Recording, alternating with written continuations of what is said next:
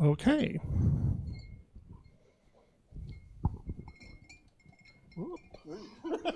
Thank you. Yeah, our stage is actually made out of 2 repurposed tables. I'm pretty sure that it's not actually safe, but you know, whatever. We're fine. We're fine. So yes, production. I would like to start out by just inviting our panelists to briefly introduce themselves. So if you want to start on this end with Philomena. Hi everybody, I'm Philomena. I'm the co-founder of Fawn Studio, 15 people indie team. We made 4 games and we absolutely suck at delivering them on time. But we still managed to make them, so I hope I can contribute something. This may become a recurring theme. Hello, everybody. My name's Jeremy Spillman. I am the co-founder and, yeah, lots of production also at Blindflug Studios. We were founded in 2014. We did over 10 games there. And since half of them are client projects, sadly, we need to deliver on time often. I'm Ryan Herve. I'm currently a freelance producer and founder of Duper Games.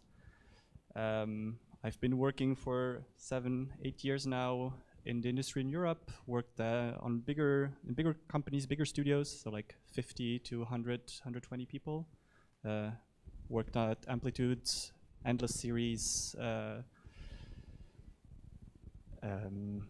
forgetting the names, Helldivers 2 and Tokaboka, mobile games. Those are bigger games and they never deliver on time. So, yeah.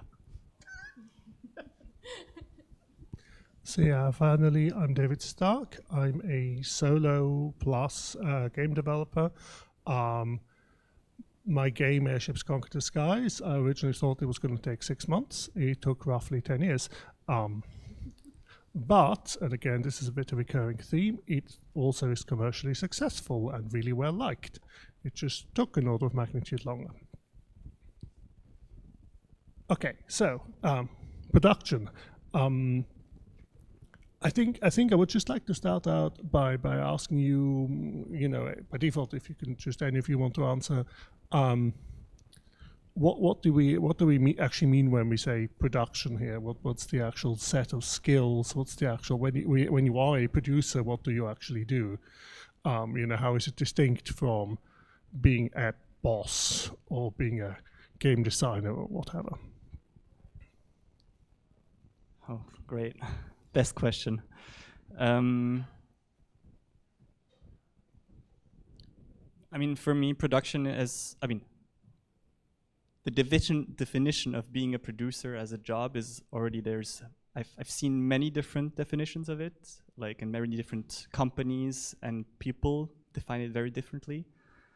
From one thing I've heard a lot is it's like being the kindergarten manager for adults making games. I've heard this one a lot. And then others are like the owners of business and try to actually find a way to make money out of making games. And there's many different definitions of it. But I mean, at the core, I believe that production is just like trying to define how do we deliver something. And it's just the process of how do we get an idea into something that we can give to someone. And then it's someone who owns that process. That is what I believe we are as producers. For us, it's mostly like the person that is having the producer role on the project is in charge of making sure everybody knows what they're supposed to do, when it's supposed to be finished, and help with communicating and make sure everything comes together at the time we want it to come together.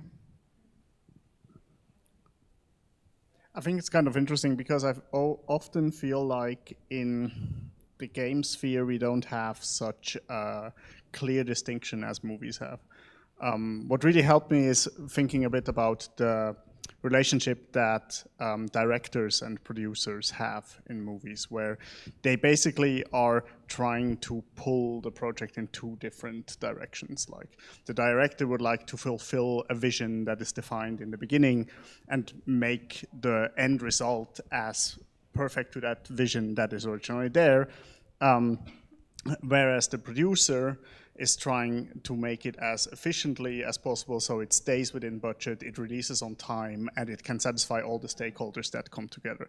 And in my opinion, in games, often this is kind of mixed together. I feel like producers / directors often have a very similar role, where in one hand, they have this directorial approach that they need to know everything that needs to be done to fulfill the vision, but on the other hand, also help on to deliver the vision on time. So I'm actually not that 100% sure that we really have pure producers, because that would be for me more the financier guy, the hey, let's do timelines guy. But for me, it's often more mixed. Especially in small studios, I guess. Totally. I mean, I think one of the things we want to talk about is already here we're talking to 3 people who've worked in unusually large studios for Switzerland, and a lot of the time I think, as with other skills that aren't just purely writing code or doing graphics or whatever, the question will come up, well, how do I do that? I cannot, if you have a 2-person team, one of them cannot be the producer, that doesn't work. And so a lot of it is going to come down a little bit to, okay, what can you do? What production things can you do, even if you're just 1 or 2 people? But yeah, first a little bit about, so you mentioned the tension between kind of the artistic vision and the kind of wanting to say yes to everything and having this perfect thing, and the reality that you have a budget, you have a time constraint, and so on. And what I'm interested in your kind of experience is starting at the start of the project, how much planning is actually sensible? How much planning should you be doing? Because I think people have very different ideas about that sometimes. Anything from just start to very detailed production plans. So I think recently what we are starting to learn a bit is, if you can't make the prototype in a week, you can't make the game in a year. It's kind of a rule of thumb that we're following. So if it's a 2-week prototype, it's probably going to be a 2-year game. We don't we have had times where we had very little money, and then better times, and then worse times again. And I guess in the times where you are really bound to the budget, you are much more focused on actually setting an endpoint, because that's the endpoint. You can't possibly go on longer then. And then you're more ready to cut. As you approach the endpoint, you cut things from the project. And if you have a more relaxed budget, I guess you're more willing to add time to it to make the game better. Yeah, I have two very I have 2 strong opinions here in that. Kind of following up from the last thing, I feel like in games what is special is, even as a director, not even as a strict producer, you have a lot of directorial control. When you're making a concept, when you're starting to make the plan, be it agile or in a waterfall system, you can already identify things that you could throw out, that the game loops would work without, that would be neat or experimental, but you can cut them. And this scoping aspect for me is very, very important, because in over 10 games, we never shipped one game where we had everything we wanted at the concept and we thought was cool. Which is really sad. I always felt like that is so hard when you then have to go on a, hey, isn't the game great press tour? And you're like, yeah, but we didn't even do X, and we really wanted X, and that would have made the game so good, and it kind of sucks, actually. So, but that kind of goes into the second thing. I think the death of a lot of projects is genre conventions. I feel like when especially as small teams, when we're trying to emulate something and make something, we often feel like, oh, it needs X, Y, Z, this, that, because else it isn't a strategy game. And I think that is inherently wrong. I think you should start every project by trying to question everything that you think this genre needs. Because I also think it makes the end result way, way more interesting and unique, and it leaves you way more room to flesh out the stuff that makes it special. By adding all the baggage at the beginning and all what you will need to do, you're just setting yourself up for not being able to fulfill all of it, or not in the quality that the games that you aspire to will have. I mean, I agree mostly. I think I'm just gonna make a parallel, is like, how much do you plan before you go on a road trip?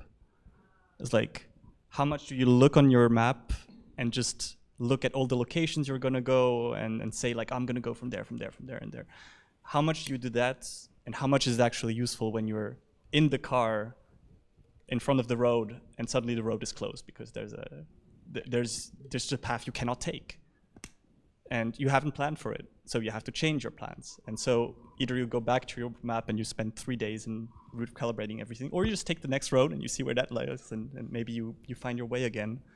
And I think that's really how you should treat production and planning and scoping. Is like, it's moments where you sit down, you look at the information you have, you kind of make a basic plan for it. Don't go too far, because it's gonna change in 3 months, 2 months, 1 month, 2 days. It's gonna change again, and you're gonna have to go back to the drawing board anyway. So yeah, I just think it's more like a tool that you have to use at certain moments, and they give you indication on the next step. But you don't want to plan everything perfectly, because you know it's not going to be that way and go that way. It's actually kind of funny, because I think if you would plan a road trip like you plan a game project, then I would say we first have to drive the most difficult road to see if our car can even handle it. And else we take another way then, which would be a very shitty road trip. But I guess, I mean, yeah. That's fair. So what you mean is basically the part of the project that has the biggest risk to not being fun or not fitting in the loop or whatever, you always do them first. Maybe it has the biggest risk of not being fun. I would say I would prioritize the ones where I'm not sure if we as a team can do it. Like if there's anything in the project that we haven't done before, or where especially the tech team is like, oof, I don't know if that works, then we always say, okay, we're gonna try this first. Because if we try for like 2 weeks or 3 weeks and we bang our heads against it and it doesn't work, then it goes to design and we need to find another solution. I don't know. Do you do the same? I don't know if it's similar for you, but with our tech team, it's almost always the case that they say, we absolutely cannot do this. And they're like, just try it for a week, and then they do it in 2 days. And it's like, cool. Like, so we're just really often, we're like, we cannot do this project because we cannot do this part of tech. And it barely ever was true, which was fun. I mean, no, actually. Okay, nice, good job then, tech team. I mean, you have very skilled people. That's nice. I mean, I've heard this story often in even bigger studios, where the tech team is just very defensive with their time, and they're just trying to make sure that you're not, because usually the story in bigger teams at least is usually the designers start having a funky idea, which then transforms into another funky idea, which is another funky idea, and end up being 2 years of development. So the tech directors tend to learn, and they're like, no, on the first one, and then it doesn't go further. But what I do just take away, and maybe to answer the question a bit more, is I think one of the most important purpose at every time you're doing scoping exercises is you're trying to find risks, and you're trying to question, how can we mitigate it? How can we make it less of a risk? How do we solve it? And that's an important, and probably the most important question you're trying to answer when you're scoping. Yeah, absolutely agree. I think one of the things about, any kind of project management stuff is that estimates don't actually exist. They don't exist as numbers. They're really probability distributions. If you were honestly, I don't know if it exists, but I'd love to just see like a project management tool where I can just draw like a probability curve, because I'm just like, maybe everything goes smoothly and this takes 2 days, or well, it probably was going to take a week, but maybe it's horrible, it will take a month, And a big problem with, I think, with compounding risk is that if you have a long series of things where you don't really know how hard it's going to be, and they all depend on each other, then it's really likely that one of the things in that chain is going to actually end up taking 10 times as much as you think. And if you've relied on the normal estimate to be correct, then you end up with your whole project planning exploding. And so, yeah, figuring out, well, which are the items which might secretly explode and then take 10 times as much time or just be impossible, that's really important.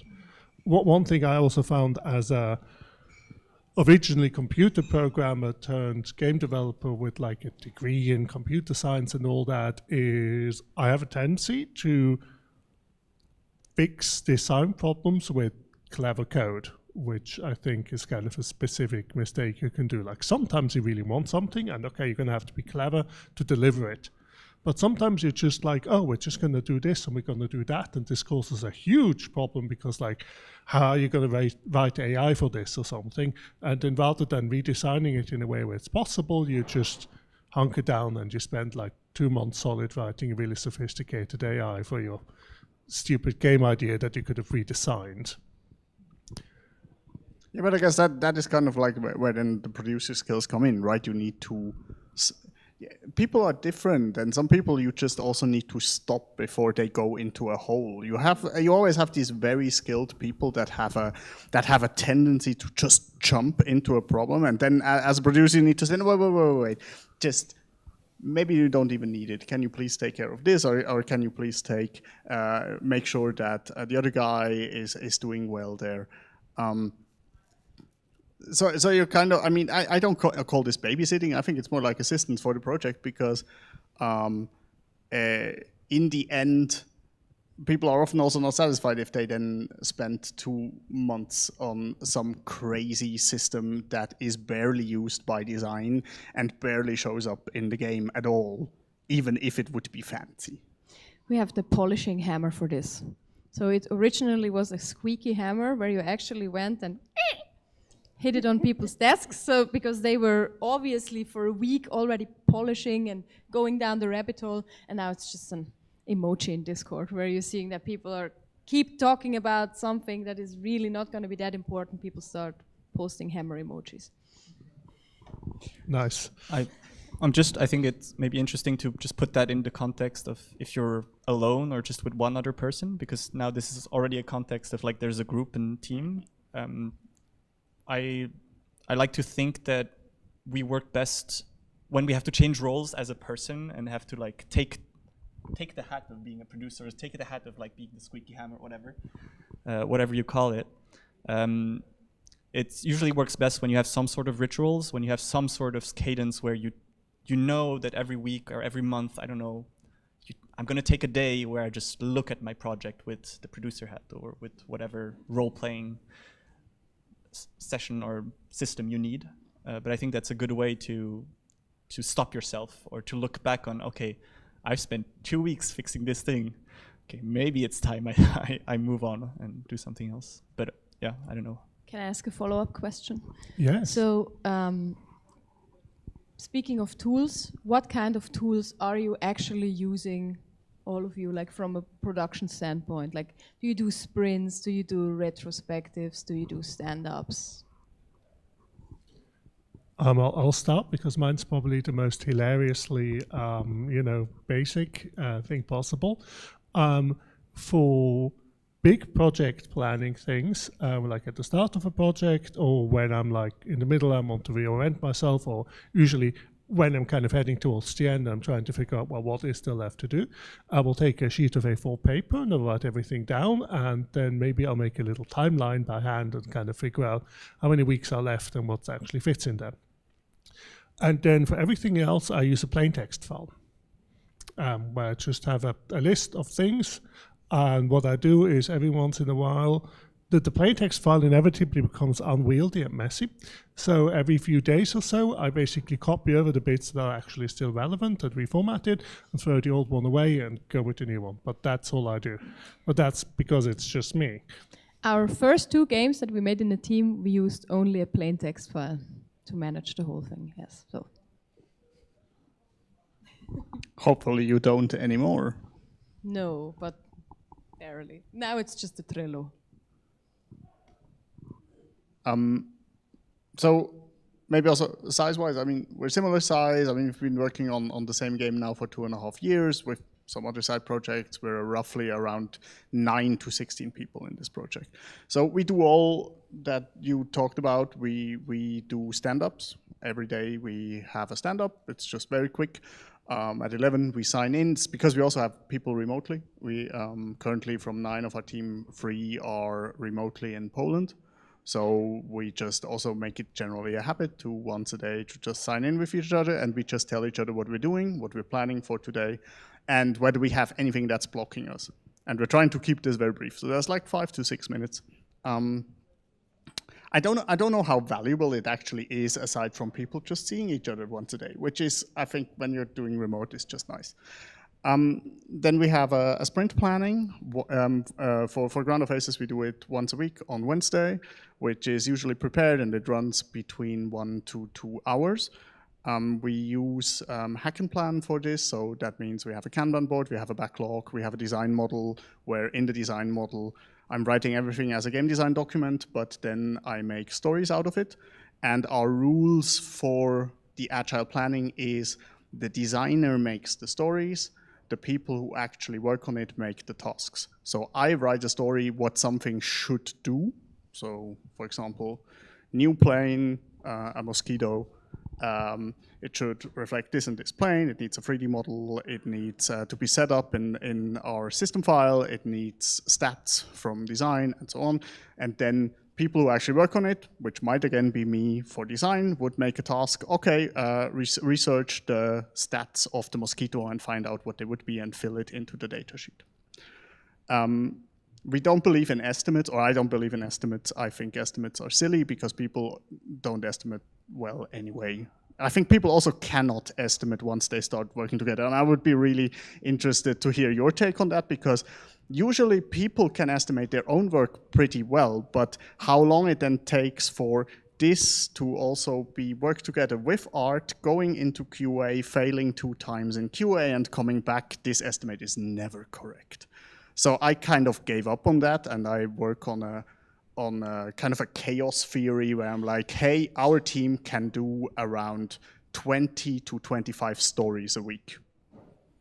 And some of them are huge and some of them are small, but that's kind of our average, and that's how I plan how long we're going to take. And then I go to Moritz, who now in this project is the actual producer, and I'm like, listen, we still have stories that would last us 2.5 years, but we only have 8 months left. We should cut some stuff. So yeah. And maybe to go back to the planning, at the planning, everybody grabs the things they are certain that they can do it this week. So they estimate kind for themselves, then we have a board, and then we try to do it. And at the end of the week, at the end of the sprint, I'm like, we didn't do our full board. That's not good.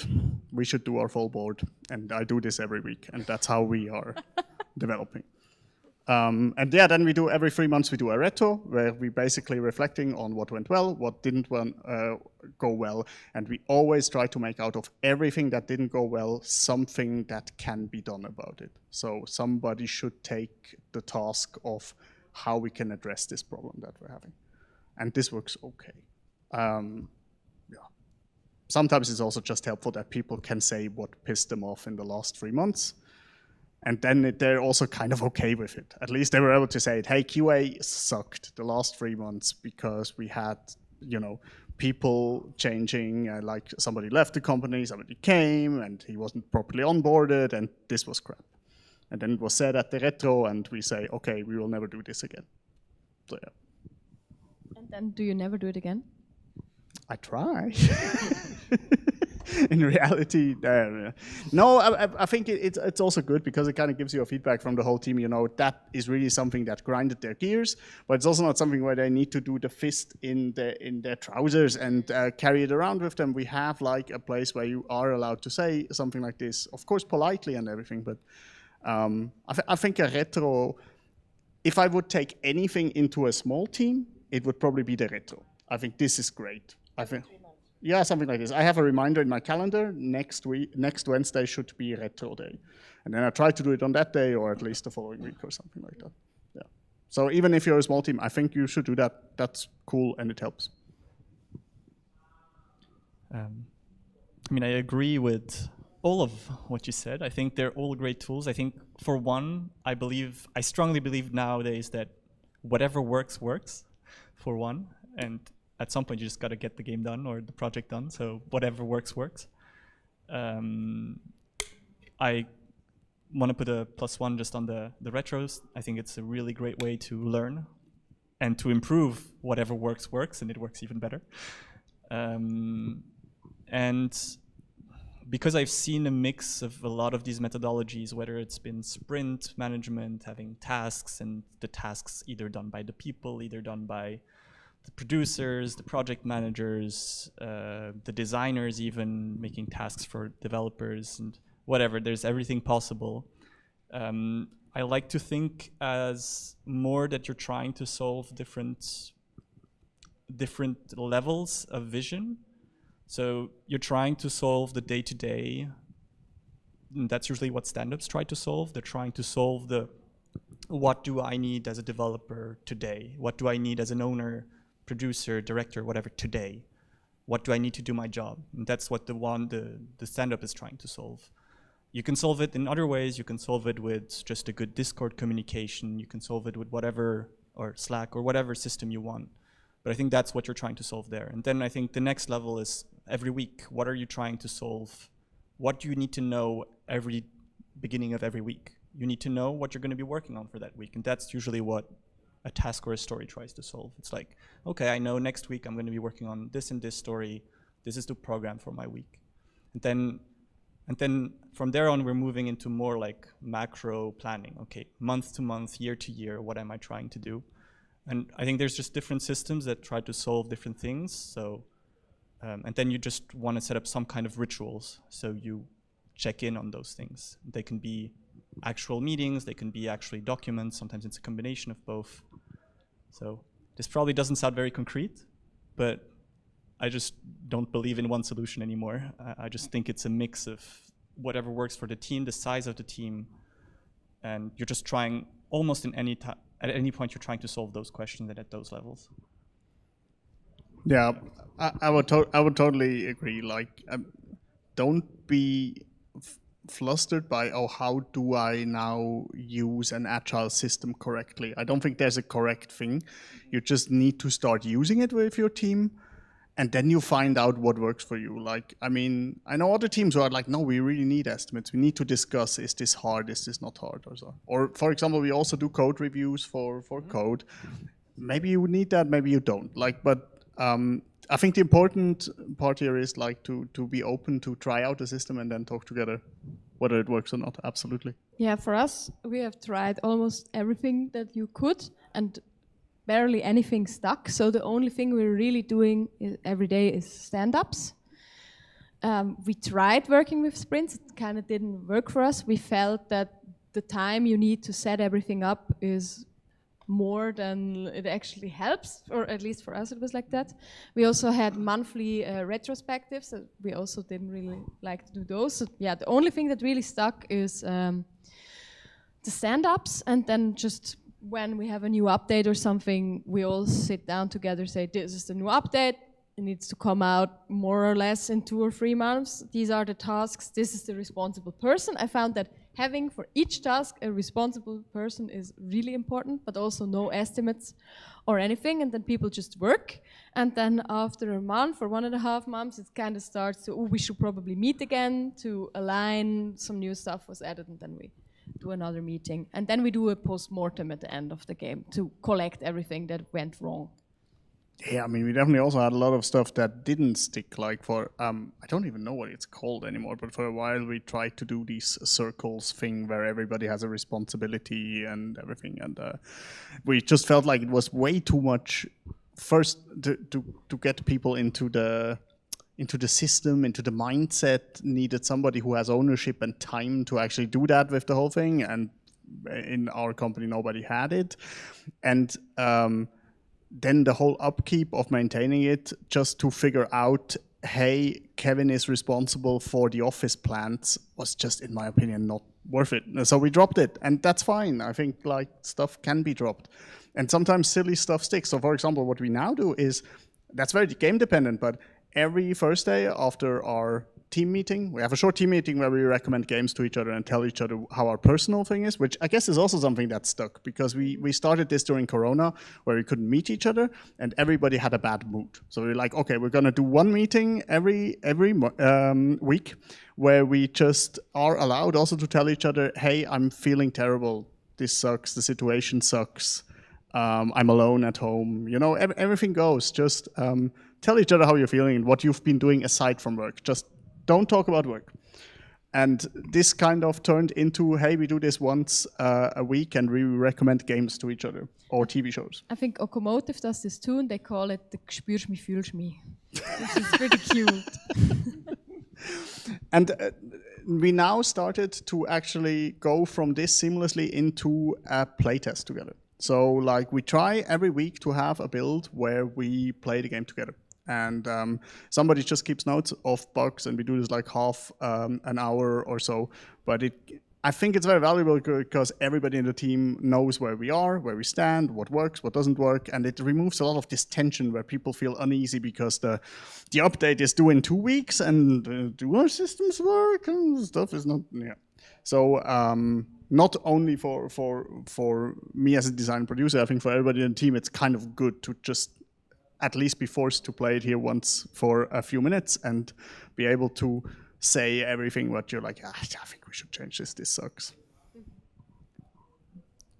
Yeah, at Arrowhead on Helldivers, we had every Friday afternoon we played the game together, and that was kind of the rule, and that was a great way to bring the team together. And then at some point we had moments we would call like polish weeks, whatever, and basically that week, Monday you play together, and then every 2 days basically you play together, and that week is free of tasks. So basically you're just playing the game, talking together, and fixing whatever you see in the game. And that was for that team, that was great because usually the polish level of the game and the quality of the level just skyrocketed for that week, because suddenly people are fixing all the little things that they've been complaining about forever, and that's a great way to do that. Monday and Friday afternoon is do what you want afternoon. Yeah. So in theory, if you have something that really bothers you about the game, then you can just fix it there outside of your usual tasks. Yeah. Which again works great if you have bigger teams. So maybe for smaller it doesn't work. I personally, I have something that really I use a lot as a producer is like I have a week-to-week kind of table where like I basically, per person or team, I kind of have a big subject that I'm expecting to be fixed or focused on every week. And I don't want the detail. I don't want to know exactly how long things are taking or whatever, but I will keep that up to date even after the facts, because then I can look back and be like, oh, this took this much time, and I'm like, maybe we didn't hope for that, but now we know. Now I have the information, and I could talk back about it. And I think just because now a lot of the things we've talked about were about sharing your rant. Also, I think I really love to do in meetings, having like a kudo space or like a space where people can compliment each other.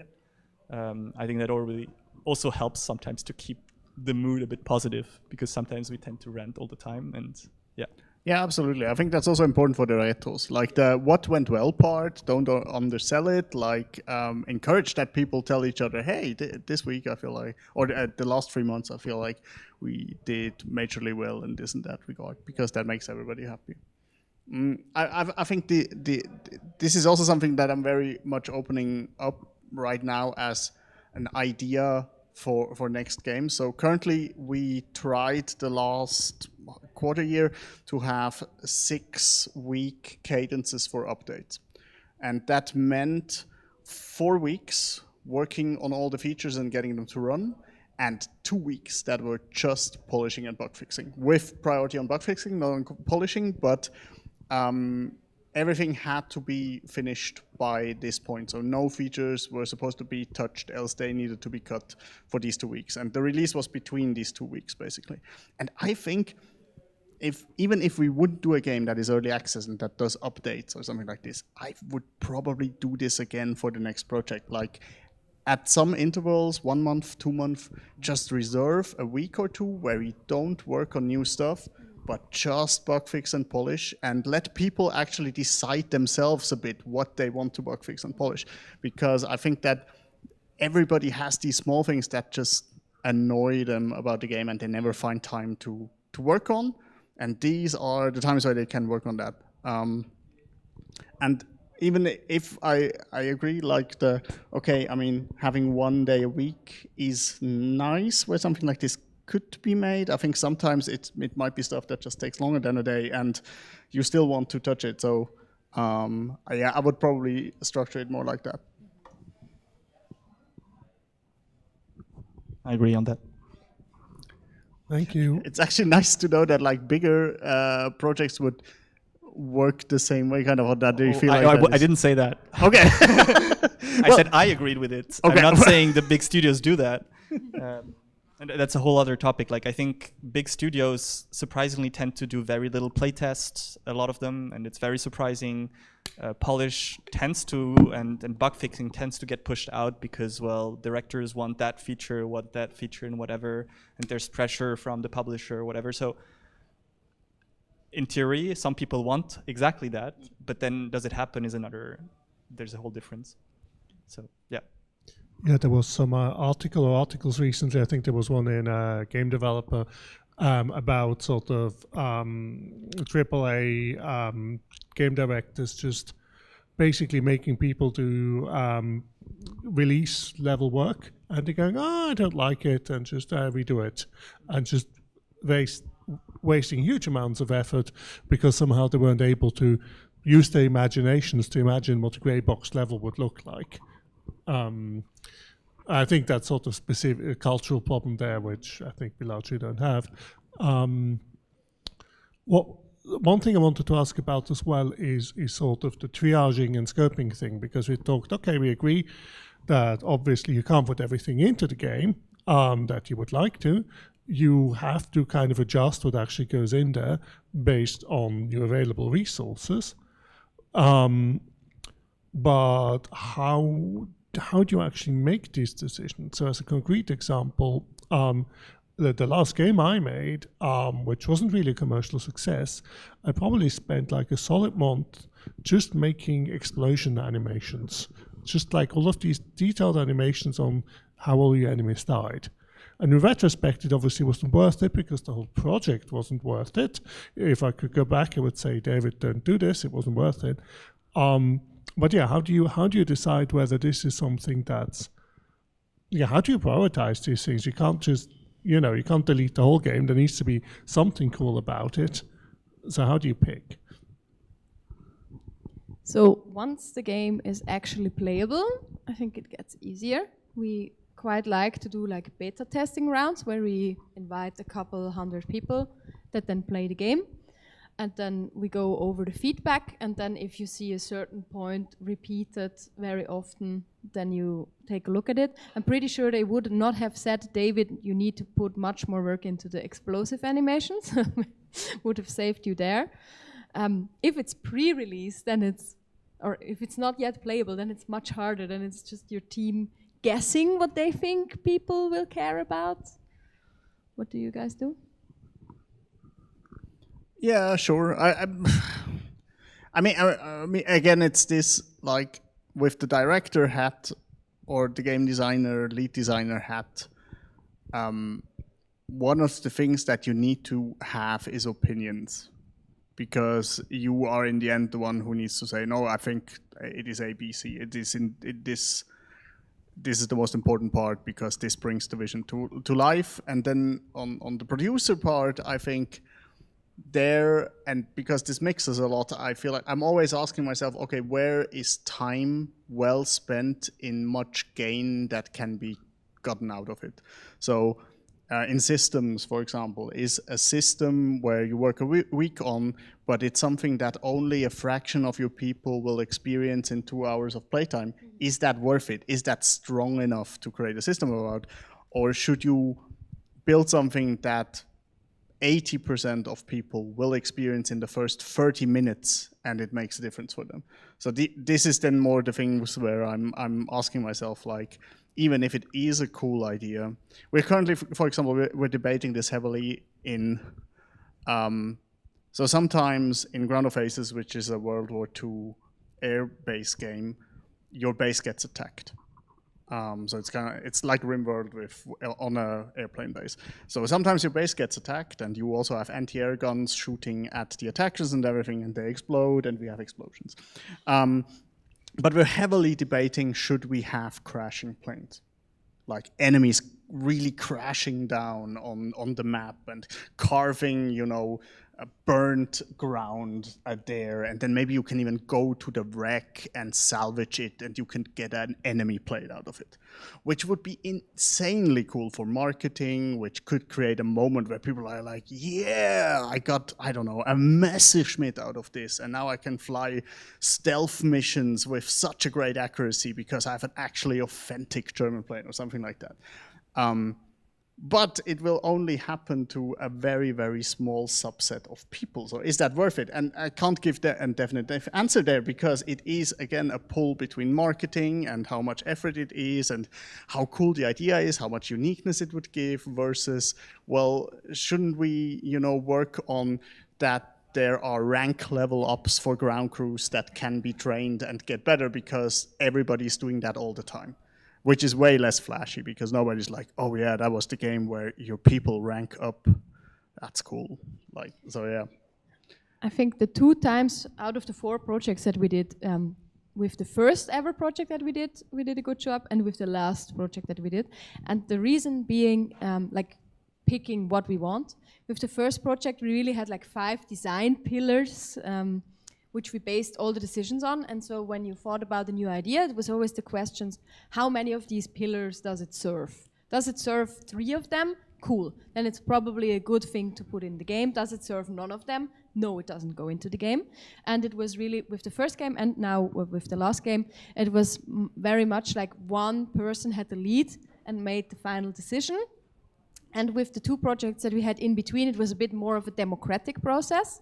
And I feel like sometimes that was good, but it led to too many people bringing in their own, because even when you're working on a game together, every single person has a different idea of what this will exactly be. The earlier in the process you are, the worse it gets. Once it's shaped up and it's almost done, you kind of understand what it is. But we even, for the Wandering Village, which is a pretty big concept, where we had the idea, oh, it's a city builder on the back of a giant creature. We had to make these lines of, okay, do you imagine there are 10 people living on this creature, kind of like RimWorld-ish, or is it 500 people? And then we let people do their little strokes on the line, and it was wildly different. So everybody had a completely different image. So it's really about trying to find this common vision, and then ideally, in my opinion, have one person that really is the final decision maker for it. Which actually, I personally kind of like. I love that games are kind of a group creative process. I don't think games are necessarily better if they have just one visionary director at the helm that tells everybody how something needs to look. I think there's a huge joy in finding out together what the outcome is of this shared vision that you're having in a game. So I really encourage it in my team, that we're trying to find out together what the game actually is. I agree, but I think just one person in the end needs to have the final say, because we often have situations where we just have too many opinions, and then somebody has to go we take that one.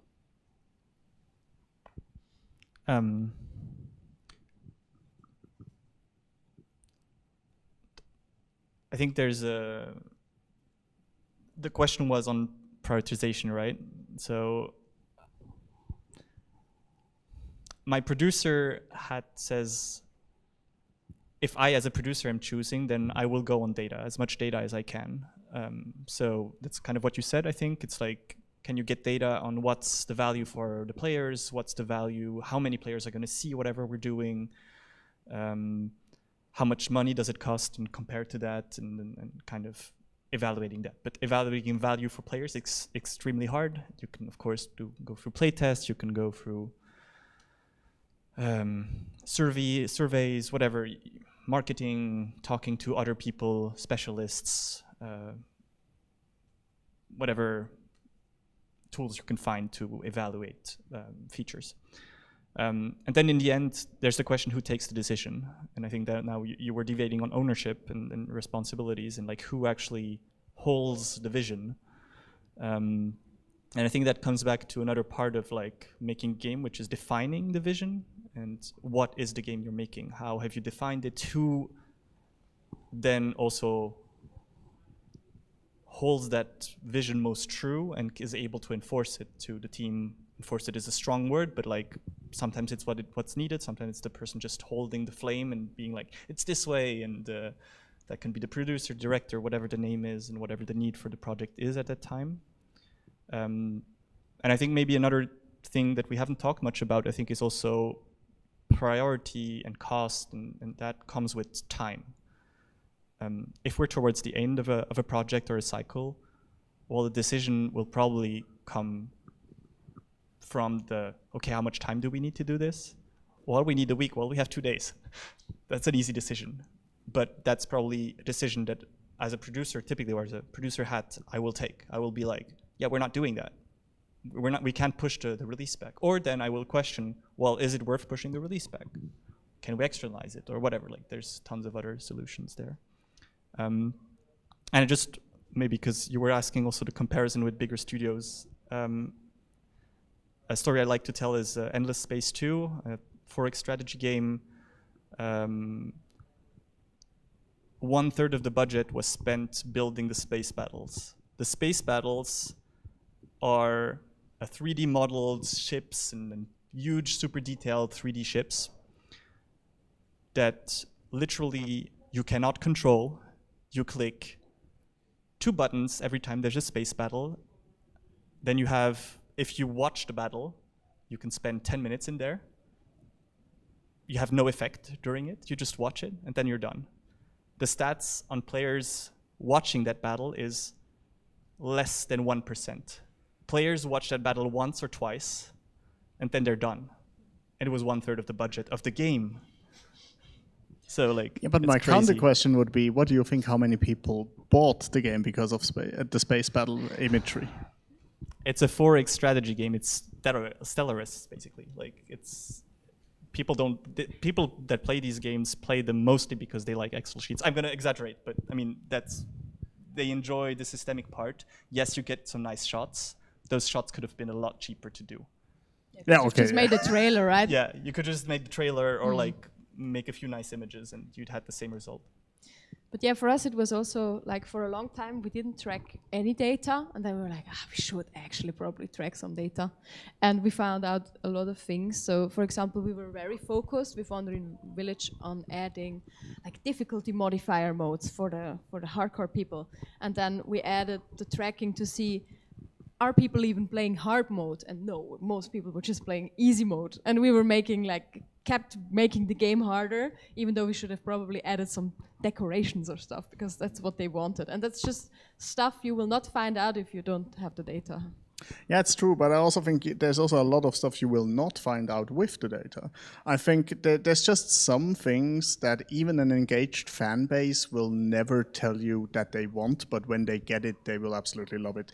Yes. UX problems, or like, I actually think like your explosions might be in that. Like, you might not have a fan base who's like, I think you should spend all your time on explosions, but if you, and I don't know how your explosions were, but if you actually give them really cool explosions and then you ship them as an update, they might be like, damn, that looks amazing, that's cool, you know? So I think there is no clear answer that you can say, yeah, everything should be governed by your users, or everything should be governed by the team, or everything should be decided by a vision keeper, or whatever you want to call it.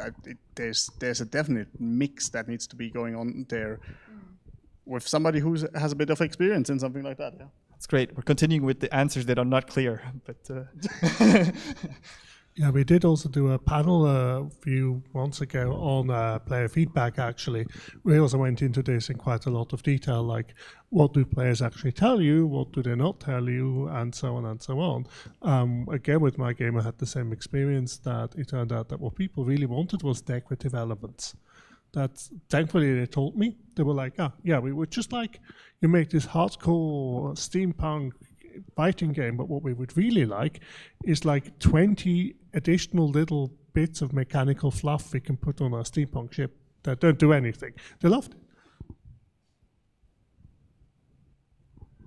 Okay, so I just finally wanted to ask, are there, because I told you we're going to do this panel about production, is there additional advice and / all horror stories and / all stories of great victory that you would like to tell us about?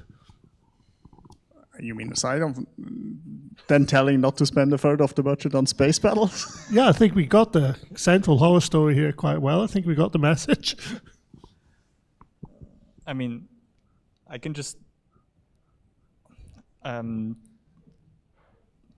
think it was mentioned somehow, but like you mentioned, I think this power balance that you mentioned, it was specific to movies, like between the producer and directors. I've seen a case where, well, the producer was not there to kind of hold the frame for changes and for project creep or feature creep. Actually, Helldivers 2 was pushed back about 12 or 13 times before it was released. And I mean, it's a great game. The results are great on it. But like basically, the person responsible or producer at that time for a while basically said yes to every feature creep possibility and wasn't able to say no to the director. Got fired for it, but that's another story. But yeah, so the project just kept creeping, and instead of rescoping when you realize that it's scoping at that point, well, it was just like, oh, we can do it in another 6 months, and another 6 months, and 6 months is a horrible time, especially on a bigger production, because you just have about time to realize that you're not going to be able to do what you're trying to do, and so that just kept happening. And I think it's just like, in my opinion, this balance of power is something that is very real, actually, as a producer, of like, you are the owner of getting shit done when you have that hat. And if you're taking your creative hat, you're like, I want to make the best game ever and the best perfect vision ever that I have. And I think there is a balance between that to find, internally or between two people. I think the pro tip is to just never announce a release date before you're done. Or at least, see, you didn't know it was delayed that many times because they didn't tell you it was supposed to come out then. So what our studio usually tries to avoid is having to announce a release date before we are 100% absolutely sure it's going to be this release date. And in general, for me at least, I found that having to set release dates months ahead sucks so much. So this year, we announced the Wandering Village release date for the Switch and for the 1.0 release as part of the Nintendo Direct, because we thought it was going to be really good for us, for the Switch sales. Yeah, it was fine, but like for us, Steam is by far the biggest market that we have, and then having to decide on a date before we knew like what Steam events are coming up was really bad, and it ended up like we had to pick the date today, and then a week later the events came up, and it would have been much better if we picked 1 week later, and it really kind of bit us in the butt. And just having the possibility, and also it was very close that we actually managed to hit the deadline, and if we could have, we probably would have just taken that extra week or two, and it would have been perfect with the marketing on Steam, and it would be better for our own planning. But being forced to announce it is, for me, always, not great. Make as little promises as you can. Yes. I don't know. It's like, so,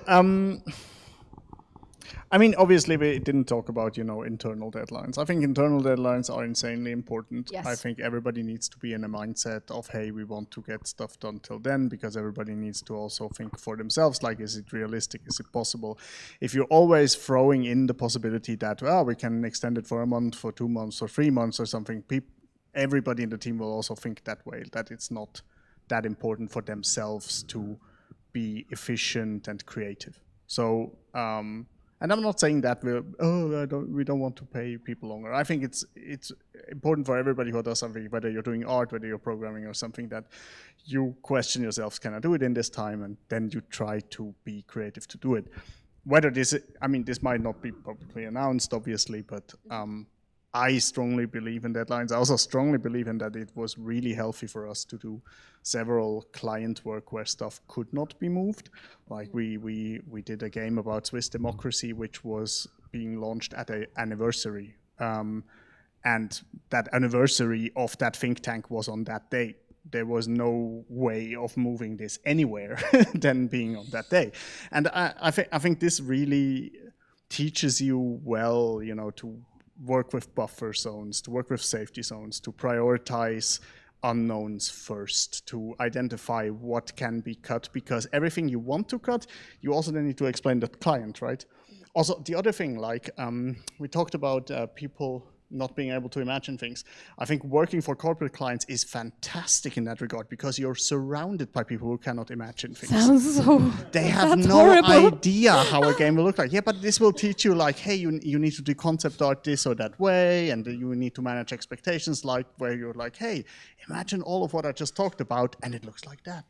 And then, you know, these are things which also then for your own games is very, very valuable, in my opinion, to have this skill set. And I guess, yeah,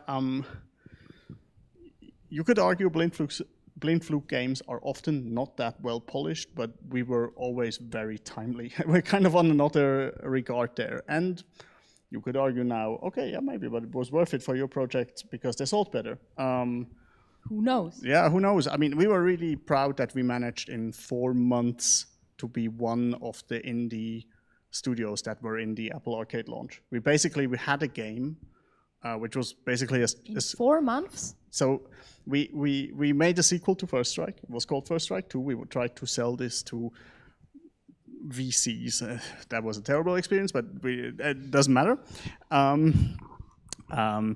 And then we got scouted for the Apple Arcade, and they were like, yeah, we want this. This is cool.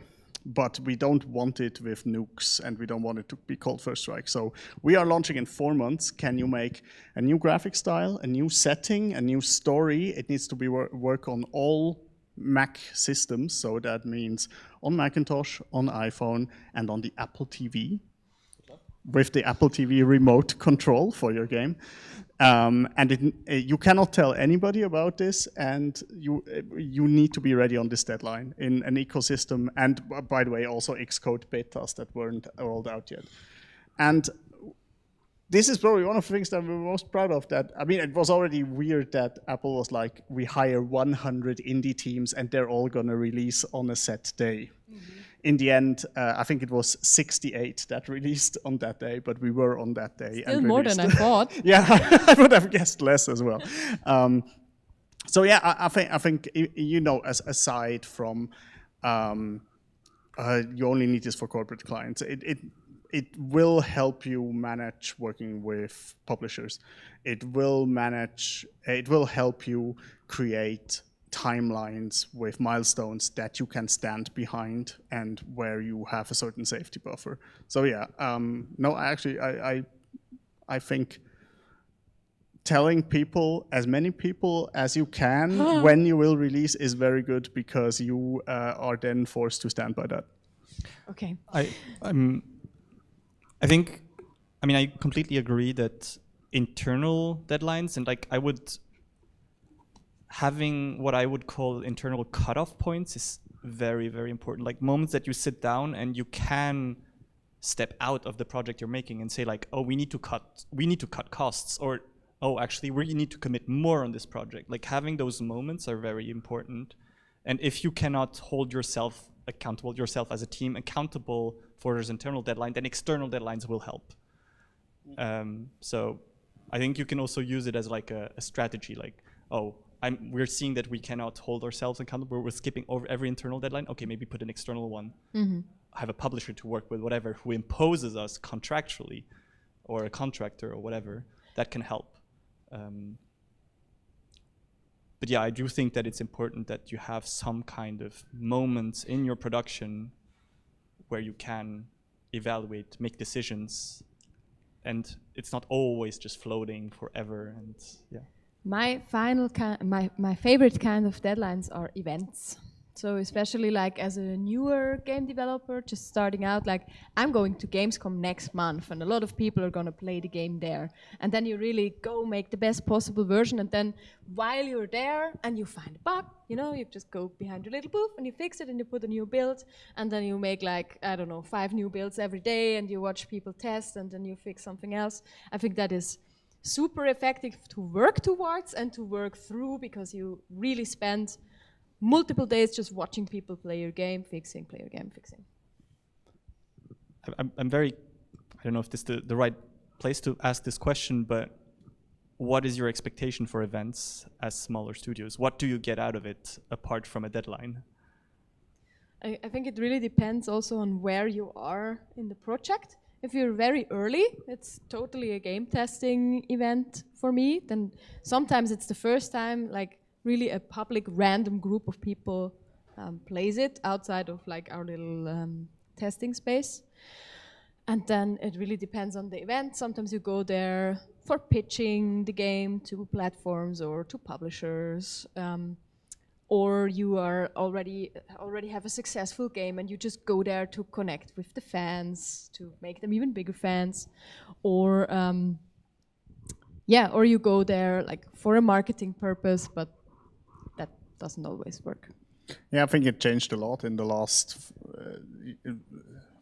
4 to 8 years, I would say, like, because yeah, I mean, that just when these indie events started getting big, like when the indie arena started popping up and stuff like this, I think in the beginning you just went there and then good stuff happened. You basically had people coming there, you had publishers coming there, you had maybe even press come there, and you got exposure, and nobody talked about wish lists and so on. So everything was fine. You just had to be there and make a good game for that event. And I feel like this changed drastically now. Now it is up to you to figure out what you even want with them, because by default nothing happens if you go to such an event. I'm exaggerating a bit, but you could go to the testing night here and have a similar experience of people playing the game, and it doesn't cost you a week and $4,000. So, and there will be no publishers at your booth if you don't make meetings. There will be no press writing about your game because it's one of 400 in the indie arena. So you have to make something out of that, and I'm coming back to what you said. Maybe it's just good to commit to such a deadline for yourself and your team, because you know, hey, we have this moment where we show it to people, and we need to get it to a good state till then. And we spend $4,000, and that's all our budget for this year. So we should make the most out of it. Let's make meetings. Let's make this. So yeah. It's also a team building exercise when you're there together at the booth, because it's so exhausting, and you're barely ever bonding more with other people than your booth neighbors, because you're suffering together to the Gamescom weekend, and then I really have to go pee, can you please look after my game? So I remember most of my booth neighbors from those events. Yeah, 10 hours of Indie Arena for 5 days. It makes you strong, and you have everything that you can get transmitted through air as well. That's great. Yeah, I think really, a lot of time small developers just feel like they have to go.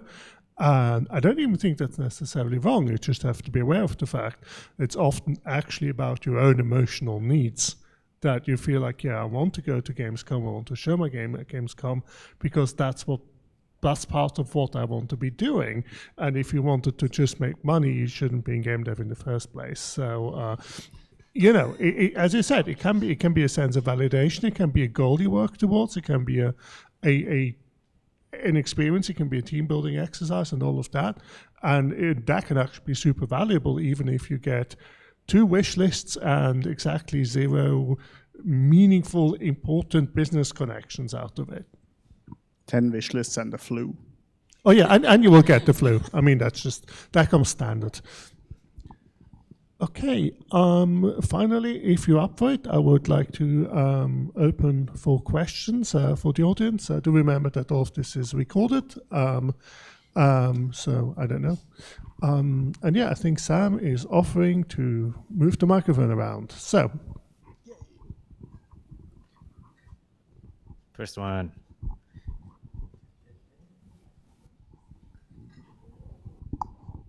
So I was wondering, you were talking a lot about planning ahead, and with certain philosophies of production, for example, Scrum, documentation and reviewing on what you did is a very big part of it.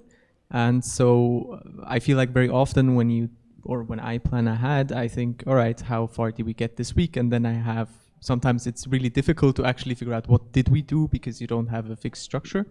So I was just wondering, what kind of structures do you have internally to document? Do you even? And yeah, how do you manage? We have a optional, but most people do it like daily. So we have the stand up and we have sit down or whatever, the lie down. So when you stop working, you quickly write what you actually did, and then everybody can read it. And then you could go through that, and then you see what everybody did in the week. And it just gives you, like, it's more an emotional thing where you can really say, like, I'm done with work, like, this is what I did, close the laptop. And then you're kind of inclined to not continue working because you already wrote what you did. That's why I never do it, because I never stop.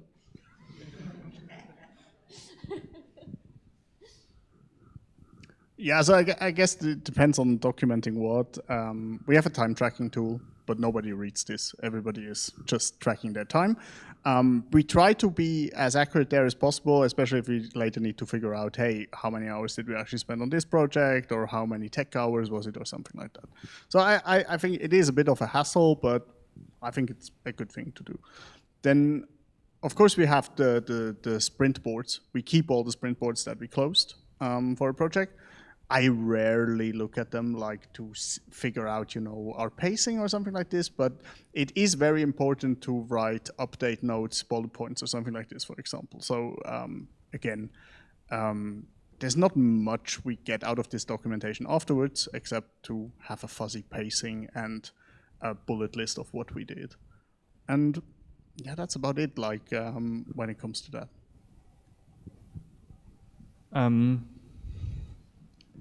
What I've seen in kind of the bigger studios is documentation, yes. Usually the designers write documentation or specs. What usually though happens is the specs are written, the developer develops it, their specs need to be changed, so maybe they're changed once, maybe twice, and that they're not changed ever again. And so you have some kind of documentation next time someone works on the feature, but things have changed already 5 times in between.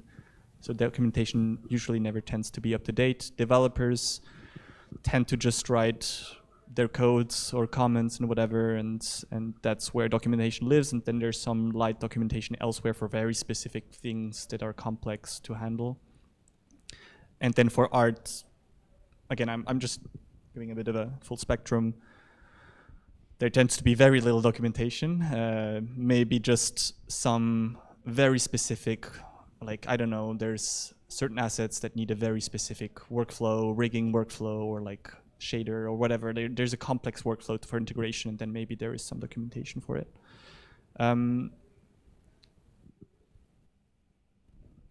In smaller teams, I've usually just mostly seen vision documentation at the level of like, what's the vision? And I think you've kind of shared that was existing also for you guys. Some part of it, that's what I heard.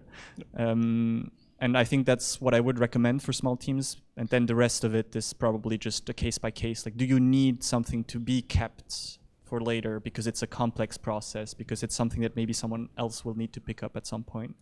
I think you really need to figure out, what is stuff that everybody in the team needs to understand, or what is only stuff that the people who work together need to understand. Because what I've talked about so far is like what we do as a whole team. But if you then say the programmers, they have some of their own stuff, some which I, as a director, don't even know about because I never read them. Like, they have their own wiki. I don't know what's in our wiki. and I don't really care. As long as it's useful for them, that's fine. The artists where I often am included for the concepts and stuff, we just have a 1 weekly art meet where we take a tea and we look at each other's art and we're like, oh, nice. So like, and that's good enough. We don't need more, like, because that's what we want. And marketing has crazy amount of spreadsheets and docs which are in our Google Drive, which are insane. But it's useful for them. It is very useful to them, and they need it to track all this stuff like influencers and outreach and this and that and this and no. But so for me, it's hard to say like what is the solution like for a smaller team of 3, where I guess like you all need to understand everything that you're doing. Later, I think this will just fragment out, and you just need to let people who work together find their own stuff that's useful to them. Yes, hello. Yeah, so you guys talked about this kind of creative lead or this vision driver in your projects that essentially kind of decides what goes in the game, what doesn't. How is this role defined? Is this like a fixed role that someone is hired for? Is this something that you choose on a game-to-game basis? Is this kind of like, yeah, how does this work? So for us, it's on a game-to-game basis. Usually it's the person who had the idea and started the project. But so for Wandering Village, it was originally me, and then we kind of shifted it around a bit. And I think that was like, it was cool, but at the same time, it also made the vision a bit more wobbly. But yeah, it really, ideally, it's somebody who can also, or for us, I found that if it's a person that can also work directly on the game, it's usually nice, because they can just bring their own vision that they have into the project. Yeah, same. For us, it's also not fixedly defined. It's by project. And I think it can change. Like we currently had, and so we have kind of have like an idea pipeline where you can make an idea in the studio, and then some of them every year we make prototypes of. And now, for example, one of them is looking for a grant. And if it gets a grant, so the original idea was from somebody who doesn't work here anymore. The prototype was from me and another guy, but now the grant application was from 2 others in the studio. So I'm not even sure if I would be the vision keeper. Maybe it's them now, because they did the most recent iteration of this project. So I think I would probably love it if one of them takes the hat. For us, it comes in our size, like 9 to 15, it comes with a lot of project management though. You need to be aware, like if you want to be the person who can say, I want it like this means you also manage our Scrum boards.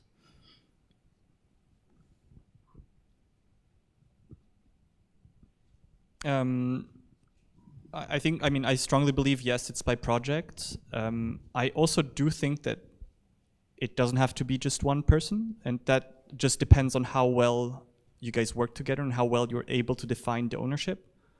Even if in the small team I work with, like there's a very clear, like, yes, there's a vision holder on design, let's say, design and UX experience and everything, and then there's a clear owner on art. And those are not the same people, and they work very well together. It's great like that. And then there's also an owner for sound. Like it's not either of them that actually decides what sound is being made. So I think there's a lot of ways this can work. It's just a question of you and the team being able well enough to define what are the boundaries in which to work, and if there is a crossing of boundaries that you're able to communicate how to handle it. Sorry. And then, in bigger studios, yes, of course, people will get hired to do that kind of stuff. But I don't know how much I want to go in detail for that. But then again, I would argue that every time a new project starts, this tends to get slightly rearranged, reorganized, depending on the person and the project type and who they work with. So for us, we also have, like, for example, for the Wandering Village, for each area, there's somebody is like the main responsible person. So we also have somebody that's mainly responsible for art.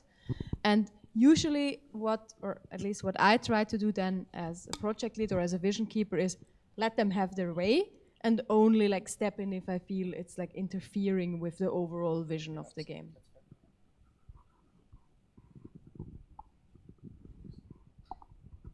Test. Yes. Okay, hello. More solo dev question. right? You have your plan, you have your 2 weeks for a new system, you have 5 requirements, you manage to do 2. What do you do? Like the standard thing, right? What do? Do you spend another week? Do you say it's good enough? Do you say actually scrap that system? And maybe bonus question, like what is the ritual that keeps you accountable or on track as a solo guy? Because everything becomes a 1 month of explosions, right? Absolutely. I think accountability is a big issue because you are working by yourself and you can very easily fall into these rabbit holes where there's no one to pull you out just because no one else is actually involved in the project. So I think when it comes to figuring out whether something works, testing. I mean, the nice thing with here with the hub is that we have a testing night every month, and I tend to now kind of work towards those. That I just go like, hey, look, I'm going to try this thing out for next testing night, and it's going to be as good as it gets within 1 month. And then we're going to see if people actually like the feature, if they actually understand it. And if not, then it probably has to be thrown away or heavily reworked. That does give me some accountability. And apart from that, yeah, I really try to list all the things that I could be doing and then kind of go, well, is this worth it? You know, is this actually, the amount of effort I'm putting in here, is this actually going to be good enough for the game? Because yeah, technically sort of kind of have an arbitrary amount of time to spend on the game, but also have had enough experience to know that games can also become completely misshapen if you just keep on adding stuff and you get this lopsided game designs where secretly 90% is like in the fishing mini game, you know, and no one cares about the fishing mini game. So I feel like, yeah, kind of going, well, is this actually, does this create a shape of game that actually still makes sense? Does help. I hope that was somewhat useful. You could also get an accountability buddy. That's another solo dev, and then you check in with each other occasionally, like every week or every 2 weeks, or you meet up once a week and work together, and then you ask each other uncomfortable questions, such as, did you finish what you told me about last week? So regarding the question, what would I do if one of the devs now came to me after a sprint and like 2 of the 5 requirements would be done? I think I would have 3 questions. First question would be like, how do you feel about it? Because I think the dev now spent a week on this, or two, and there must be some learnings there. And more often than before, they come to me and they're like, it sucks. I don't think we should pursue this. I thought it's going to be easier. It's probably not going to be worth our time. So I often assume that the answer is actually not, I want to work on it longer, I can make this happen. I feel like there's often a lot of learnings already generated.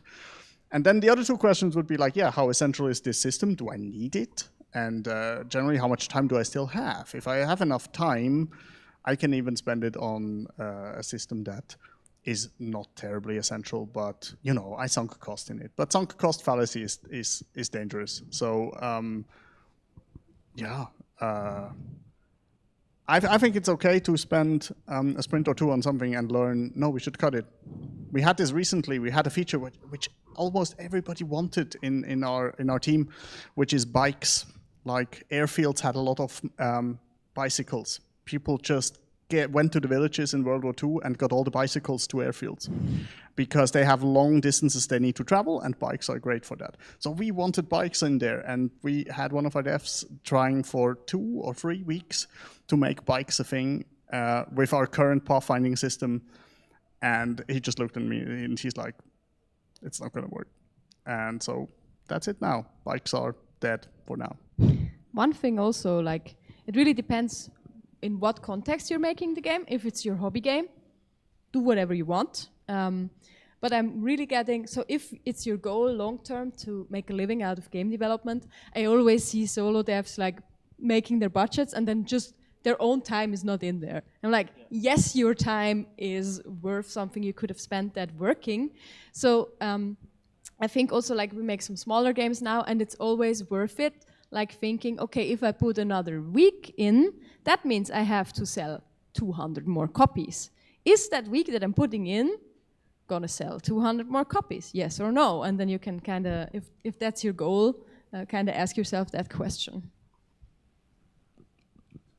I want to kind of, maybe I'm twisting it a bit, but like I think I would question a bit of in terms of design and thinking. Like if you planned ahead for making a feature that had 5 requirements, I would ask you beforehand, can you make something that has only 1 or 2 requirements? Can you make this bit smaller? Because then probably you're gonna have a better time actually realizing it. Because if your whole development is you planning things and you actually only spending your whole development time making only 2 out of 5 for every feature you're doing, that sounds like a very frustrating development cycle.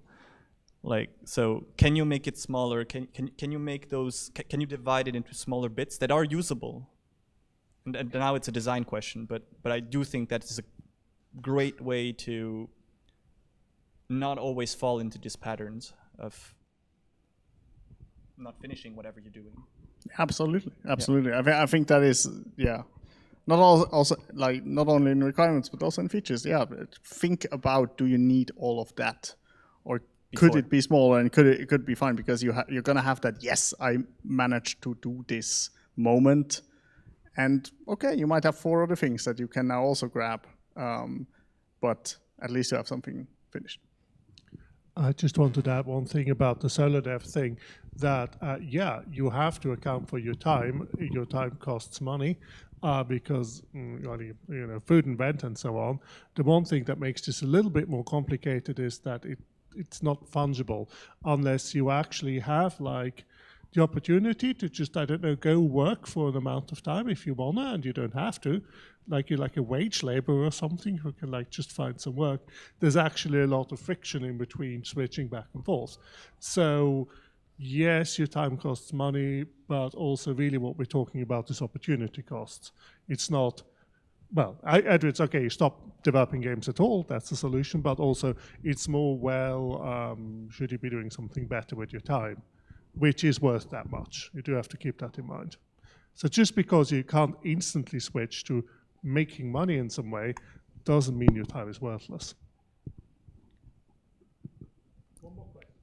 Yeah, that would be just to, we have time after, but the people are still around. So you talked about internal play testing. How early and how often do you think you should release the game to the public with like early access? Should it just be on release, or do you basically, like, because I guess at some point you don't have to finish the game if your community keeps funding you. That depends entirely on your genre. Okay. You cannot say this flatly for everything. If you have a systematic game, it might be very early. If you have a story that you want to tell that's really cool, don't.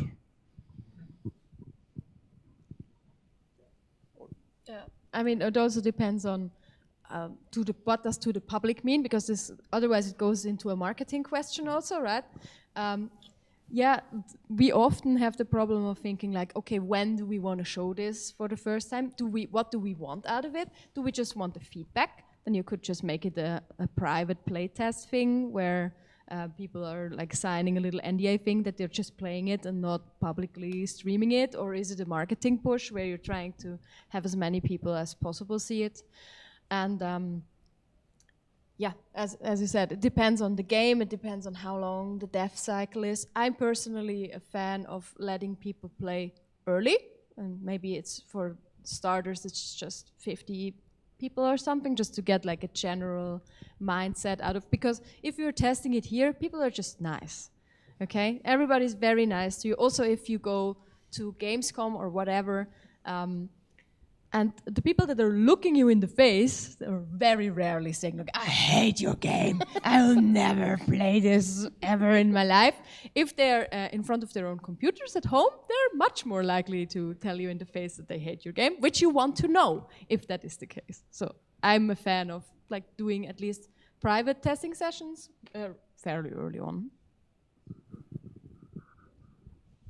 I don't have much more to add. I think, I mean, it's definitely a good point about just bias. There is always bias that exists, however you're going to test. So just take that into account. Like, even people that are clicking on your playtest button already have a positive bias towards your project because they're interested in the genre. Otherwise, they would not be playtesting. So, yeah, there's always a bias. I don't think there's an ideal moment for early access. But yes, it can be part of your development strategy. But again, depends on your game, depends on the public. Certain genres do better with it, others don't.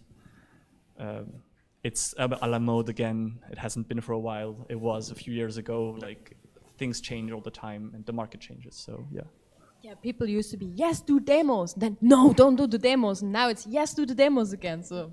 And that might change again. It might change again. This is how it is right now. It will change again. Yeah. Yeah, and secretly each time they do this, they mean something slightly different by the word demo, which really tripped me up for a while. Pro tip, if you want feedback from playtesters, just try to get some Russian playtesters. They're just the most direct, brutally direct people, which is great if you can stomach it. Anyway, thank you so much for attending this panel. Thank you so much for doing all of this and answering questions. That's the end of our fixed program today.